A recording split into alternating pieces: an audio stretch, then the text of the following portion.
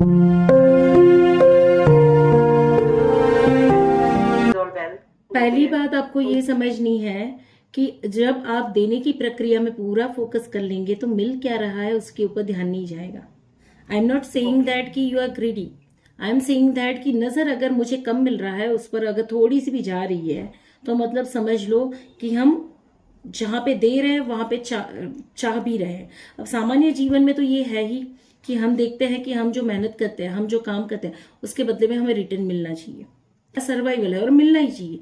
जितना हम डिजर्व करते हैं उतना तो हमें मिलना ही चाहिए, उससे भी ज्यादा मिलना चाहिए। ठीक है, तो ये बहुत सहज बात है, उसमें कोई गलत बात नहीं है।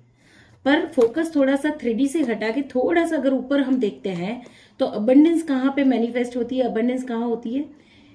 एक बिलीफ सिस्टम पे कि मैं जितना करती हूँ उतना तो मुझे मिलता ही है और उससे भी ज्यादा मिलता है।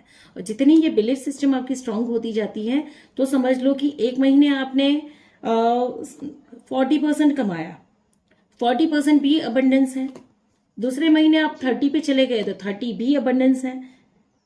और तीसरे महीने 80 पे गए तो 80 भी अबंडेंस है। चौथे महीने आप फिर 60 पे आए तो 60 भी अबंडेंस है। समझ रहे हो?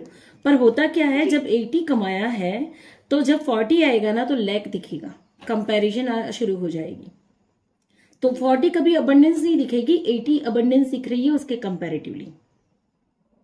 40 से 60 में गए तो ऐसा लगेगा कि हाँ थोड़ा बेहतर है, थोड़ा कंपैरेटिवली बेहतर है, पर अभी वो 80 जैसी अबंडेंस नहीं है।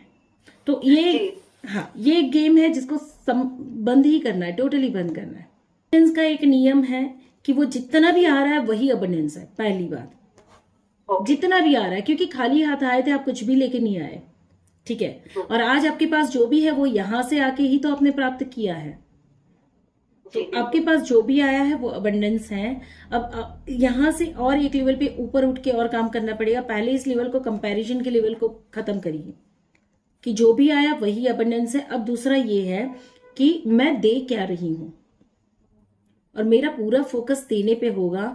मुझे बाय डिफॉल्ट जो मैं डिजर्व करती हूँ वो तो मिलेगा, क्योंकि डिवाइन भी तो जानता है कि ये आपका सर्वाइवल है। ठीक है, तो आप जितना देते हैं बाय डिफॉल्ट उतना मिलता है। क्या मिलेगा उसको देखने की भी जरूरत नहीं होती है। ये दूसरा नियम काम करता है। और तीसरा एक नियम ये काम करता है कि अबंडेंस को कभी मांगना नहीं है। जब मैं मांगूंगी इट मीन्स कि लैक मेंटालिटी है। जब मैं चाहूंगी कि मैं अबंडेंट नहीं हूं तभी मुझे अबंडेंस चाहिए, कि मैं चाहूंगी कि और बढ़े या मिले या आए। इट मीन्स जो आपके पास नहीं है वो आप मांग रहे हो, और जो आपके पास नहीं है वो आपको कभी मिल भी नहीं सकता है। जो आपके पास होगा वही आपको मिलेगा। तो इंटरनल फ्रीक्वेंसी पे आपके पास अबंडेंस होनी चाहिए फीलिंग में, ताकि आप एक्सटर्नल फ्रीक्वेंसी पे 3D लाइफ में उस अबंडेंस को ले रिसीव कर पाओ। वो तो आ रही है, कमा तो आपने पहले से अंदर से ली है। अबंडेंस पहले अंदर कमा ली है, फिजिकल फॉर्म में तो आपको रिसीव कर रहे हो खाली। ठीक है, तो 3 लेवल पे काम हो रहा है। एक फर्स्ट लेवल पे जहां पे कंपैरिजन बंद होगी, आप अपने आप को अबंडेंट देख पाएंगे। ठीक है, दूसरा देने पे ध्यान दो। जितना आप प्योरिटी के साथ देते हो, आप लाइफ पर्पस की बात करते हो ना मुझे, एक इंसान का 3D व्यक्ति का लाइफ पर्पस ये होता है कि आप जो काम कर रहे हो उसको और बेहतर तरीके से करो।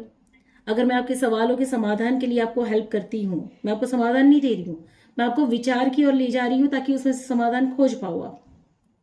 तो मैं यहाँ पे अपना काम कर रही हूँ। उसी तरीके से आप जो भी ट्रेनिंग दे रहे हैं या फिजिकल फिटनेस के लिए वर्क कर रहे हैं या एरोबिक्स करवा रहे हैं, तो वही आपका पर्पस हो गया। उसको और बेहतर तरीके से जीना शुरू करो। 3D बॉडी का पर्पस हो सकता है, आत्मा का मकसद नहीं है। आत्मा अपने लक्ष्य के साथ ही इस शरीर में आई है और उसका लक्ष्य है इस 3D शरीर को व्यवस्थित जीना सिखा देना, इंसान को इंसानियत सिखा देना।